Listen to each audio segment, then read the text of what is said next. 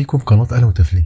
النهارده هنتكلم عن موضوع بيشغل بال كل أم جديدة. ليه البيبي بيعيط كتير؟ وامتى بيكون البكاء ده طبيعي؟ وامتى لازم نقلق؟ لو أول مرة تشوفينا ما تنسيش تعمل اشتراك وتفعل الجرس علشان توصلك كل الفيديوهات اللي جاية. أول حاجة هنتكلم فيها النهارده، هل البكاء ده طبيعي ولا لا؟ مهم جدا ولازم تعرفي إن البيبي الرضيع مش بيعرف يعبر عن نفسه بالكلام، يعني العياط هو اللغة الوحيدة اللي بيعرف يقول بيها أنا جعان أو تعبان أو زهقان أو عايز يحضنك أو حتى مش عارف هو ماله. يعني لو البيبي بيعيط ده مش دايما معناه إنه في خطر، لكن مهم جدا نفهم السبب. تاني حاجة هنتكلم فيها أهم أسباب البكاء عند الرضع. أكتر سبب شائع بيعيط الطفل عشانه هو الجوع. ممكن تلاقي الرضيع بيعيط كل ساعتين أو أقل، وده طبيعي جدا خصوصا أول 3 شهور. تاني حاجة معانا هي بلل الحفاضة. كتير من الأطفال مش بيرتاحوا لو الحفاضة مبلولة، فتأكدي إن الحفاضة دايما ناشفة. تالت سبب معانا وهو المغص والغازات، وده سبب بيخلي البيبي يعيط بصوت عالي، يبقى بيشد رجليه على بطنه وبيبقى متضايق. لو لاحظت ده ممكن تساعديه بتدليك بسيط للبطن أو تعملي له تمارين الرجلين. رابع سبب معانا هو الاحتياج للحنان.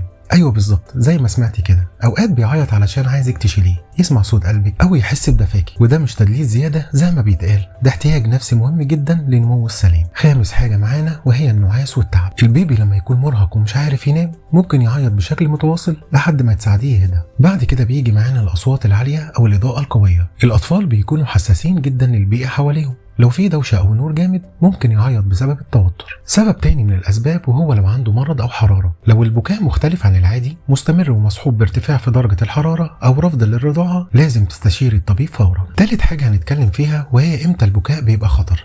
لو البيبي بيعيط ساعات طويلة بدون توقف، أو لو صوته عالي ومزعج جدا على غير العادة، أو لو مصحوب بطفح جلدي أو قيء مستمر أو خمول، في الحالات دي ما تتأخريش طبعا عن زيارة الطبيب. رابعا، ازاي اهدي البيبي وهو بيعيط؟ حاولي ترضعيه او تهزيه بلطف، غيري له الحفاضه باستمرار، ولفيه ببطانيه خفيفه لانها بتهديهم خصوصا في اول شهرين، وما يمنعش انك تديهم حمام دافي لانه بيهديهم جدا، وكمان خروجه صغيره في البلكونه او تحت الشمس. خامس حاجه هنتكلم فيها وهي نقطه مهمه جدا، ما تسمعيش للي يقولك سيبيه يعيط لحد ما يسكت، لان الطفل في اول سنه بيبنوا ثقته فيكي، وكل مره بتستجيبي لبكائه هو بيحس انه محبوب وامن. سؤال ليكي، اكتر وقت بيعيط فيه ابنك او بنتك امتى وليه؟ على حسب ما انت شايفه. ومعلومه اضافيه لازم تكوني عارفاها، في نوع من البكاء اسمه البكاء المسائي، بيظهر في اخر اليوم وبيبقى بدون سبب واضح، وده طبيعي جدا عند الرضع في اول شهورهم وبيقل مع الوقت. لو عجبك الفيديو ما تنسيش تعملي لايك وتشتركي في القناه، وشاركيه مع اي ام جديده ممكن تكون محتاره ومتوتره من بكاء ابنها.